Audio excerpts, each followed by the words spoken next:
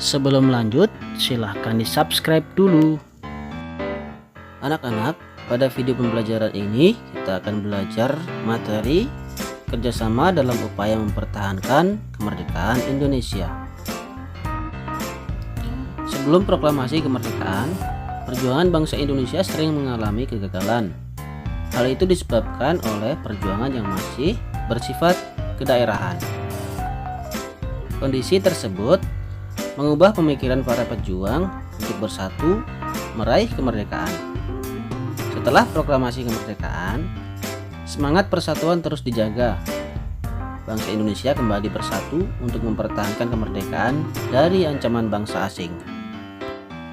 Mereka bekerja sama mengusir bangsa asing yang kembali ingin menguasai Indonesia.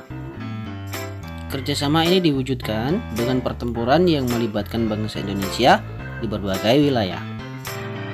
Nah, berikut ini beberapa pertempuran yang terjadi di berbagai wilayah negara kita. Yang pertama adalah pertempuran Ambarawa. Pertempuran ini berawal dari kedatangan sekutu di Semarang pada 20 Oktober 1945. Akan tetapi kedatangan sekutu ternyata membawa pasukan Nica, yakni pasukan tentara Belanda. Pada 6 Oktober 1945, pasukan TKR atau Tentara Keamanan Rakyat mulai mengepung pasukan sekutu di Magelang di bawah pimpinan Kolonel Sudirman. Melalui strategi Supit Urang, pasukan TKR berhasil memukul mundur pasukan sekutu ke Semarang pada 15 Desember 1945. Pertempuran Ambarawa memiliki arti penting karena posisi Ambarawa sangat strategis. Jika Ambarawa jatuh, maka 3 kota besar akan terancam. 3 kota tersebut adalah Magelang, Yogyakarta, dan Surakarta. Untuk mengenang peristiwa tersebut, maka dibangun monumen Palagan Ambarawa dan 15 Desember diperingati sebagai Hari Infanteri. Pertempuran yang kedua adalah pertempuran Medan Area. Pertempuran Medan Area berawal dari kedatangan pasukan sekutu di bawah pimpinan Brigjen T.E.D. Kelly pada 9 Oktober 1945 di Medan.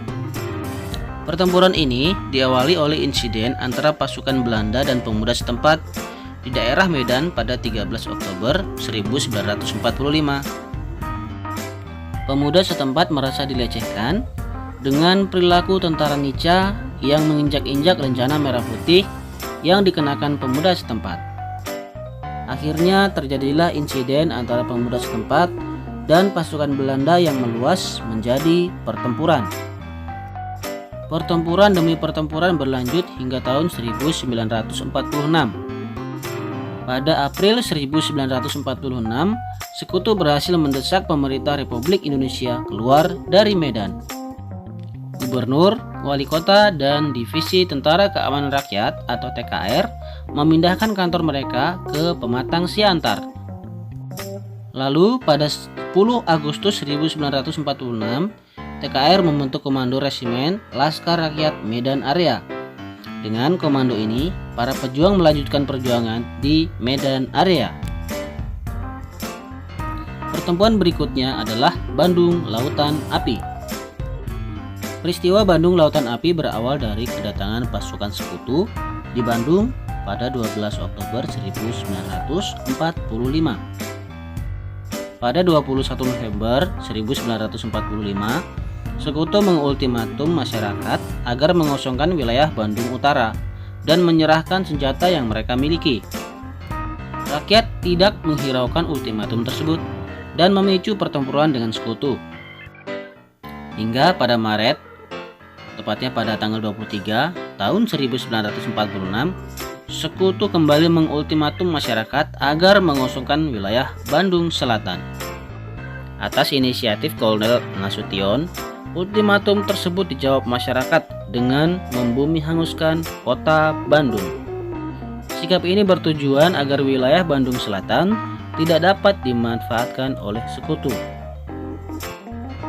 Dengan membakar kota Bandung, maka peristiwa ini disebut sebagai peristiwa Bandung Lautan Api. Pertempuran selanjutnya adalah pada peristiwa agresi militer Belanda I. Sasaran agresi militer I Belanda adalah wilayah kekuasaan Republik Indonesia di Jawa dan Sumatera. Agresi dilaksanakan pada 21 Juli 1947 sampai 4 Agustus 1947. Agresi ini merupakan pelanggaran persetujuan Linggarjati. Tujuan utama agresi militer I Belanda adalah merebut daerah-daerah perkebunan yang kaya dan daerah yang memiliki sumber daya alam, terutama minyak. Atas permintaan India dan Australia pada 31 Juli 1947, agresi militer I Belanda dibahas dalam agenda Dewan Keamanan PBB. Sehingga pada 17 Agustus 1947, kedua negara yang bertikai menerima resolusi Dewan Keamanan untuk melakukan gencatan senjata. Sehingga pada 25 Agustus 1947, Dewan Keamanan PBB membentuk Committee of Good for Indonesia dan lebih dikenal sebagai Komisi 3 Negara. Peristiwa berikutnya adalah agresi militer Belanda kedua. Agresi militer II Belanda terjadi pada 19 Desember 1948. Ibu kota Indonesia di Yogyakarta diserbu dan para pemimpin bangsa seperti Soekarno, Muhammad Hatta, Sultan Syahrir, dan beberapa tokoh lainnya ditangkap Belanda. Pagi hari tanggal 19 Desember 1948, Wakil Tinggi Mahkota Kerajaan Belanda, Bel, menyatakan bahwa Belanda tidak lagi terikat dengan perjanjian Renville. Sebelum ditangkap Belanda, Presiden dan Wakil Presiden sempat membuat surat kuasa yang ditujukan kepada Mr. Syarifuddin Prawira Negara, Menteri Kemakmuran yang sedang berada di Bukit Tinggi. Mr. Syarifuddin Prawira Negara diberi mandat untuk membentuk suatu kabinet dan mengambil alih pemerintah pusat. Pemerintahan Syarifuddin ini kemudian dikenal dengan sebutan Pemerintahan Darurat Republik Indonesia atau disingkat PDRI. Selain itu, Presiden Soekarno menulis surat kepada Duta Besar Republik Indonesia untuk India, Dr. Sudarsono, Staf Kedutaan Republik Indonesia LN Palar, dan Menteri Keuangan Mr. A.A. Maramis yang sedang berada di New Delhi. Mereka diharapkan membentuk Exil Government of Republik Indonesia atau Pemerintah Republik Indonesia di pengasingan di New Delhi, India.